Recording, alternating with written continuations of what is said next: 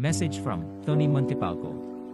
Natatakot ka bang umibig dahil baka masaktan ka lang? Paano kung ang iyong kinatatakutan ay siya pang nangyari?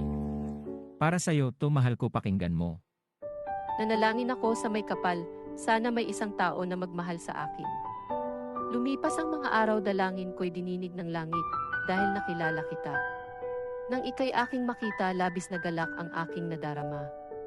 Nang una kitang nakilala, mga ngiti sa labi ko di maitago. At nasabi ko sa aking sarili, siya na ba ang para sa akin? May pag-asa kaya ang tulad ko sa tulad niya? Nakipagkaibigan ako at naging malapit kami. Nabighani ako sa kanyang katangian at loob ko'y agad niyang nakuha. Nagtapat siya ng kanyang nadarama. At ito'y aking ikinatuwa. Nang una kitang nakilala, ako'y nabighani sa'yo, kaya't nakipagkaibigan ako sa'yo, upang makilala ka ng lubusan. Ngayon tatapatin na kita, gusto kita, may pag-asa ba ako? Oo, yun ang katagang lumabas sa bibig ko, nang marinig ko ang kanyang mga kataga. Yun ang aking naging pinakamaligayang araw, ligaya na tila ba wala ng katapusan. Lalo na nung nagbitaw siya sa akin ng isang pangako na aking pinanghahawakan hanggang sa huli. Ipinapangako ko sa'yo na hindi kita pababayaan. Ipinapangako ko sa'yo na hindi kita sasaktan. Sisiguraduhin ko na magiging masaya ka palagi. Yun ang pangakong aking pinanghawakan, pangako na akala ko'y habang buhay niyang tutuparin. Pero nagkamali pala ako, natutunan ko na hindi lahat ng pangako ay maaari mong panghawakan. Lumipas ang 3 mahabang taon, nararamdaman ko na umiiwas na siya sa akin.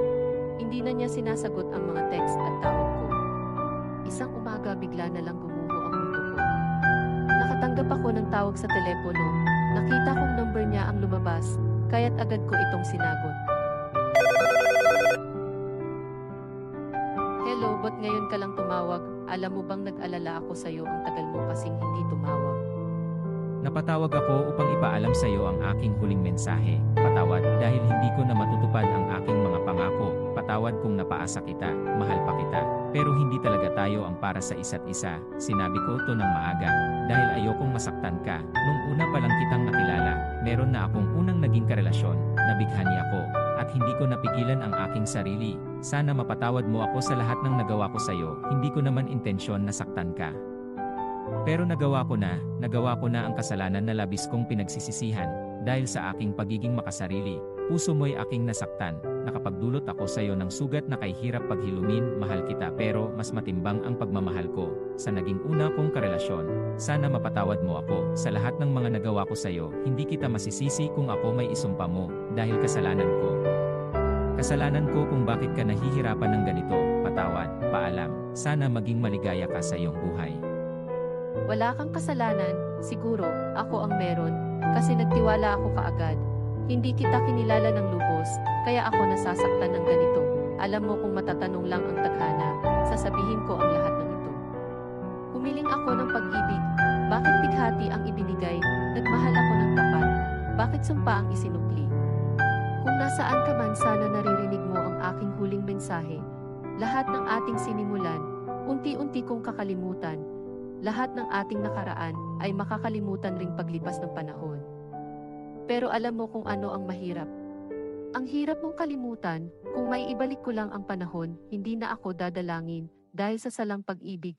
Heto ako ngayon, punong-puno ng pagsisisi. Sana'y di na lang kita nakilala, kung alam ko lang na mangyayari ang lahat ng ito. Sana di na lang kita nakasama, kung alam ko lang na masasaktan ako. Sana di na lang kita minahal, simula nang nakasama kita. Puso at isipan ko'y napuno ng pagsisisi. Kung ako'y muling iibig, siguro kikilalanin ko muna. Kung ako'y muling iibig, sisiguraduhin kong siya na ang para sa akin. Mag-iingat na ako, upang hindi na mabikiman ng salang pag-ibig, hindi na ako magmamahal ng sobra, at hindi na rin ako magtitiwala ng lubos. Siguro kailangan ko talagang maranasan ito para magkameron ako ng kamalayan sa lahat ng bagay.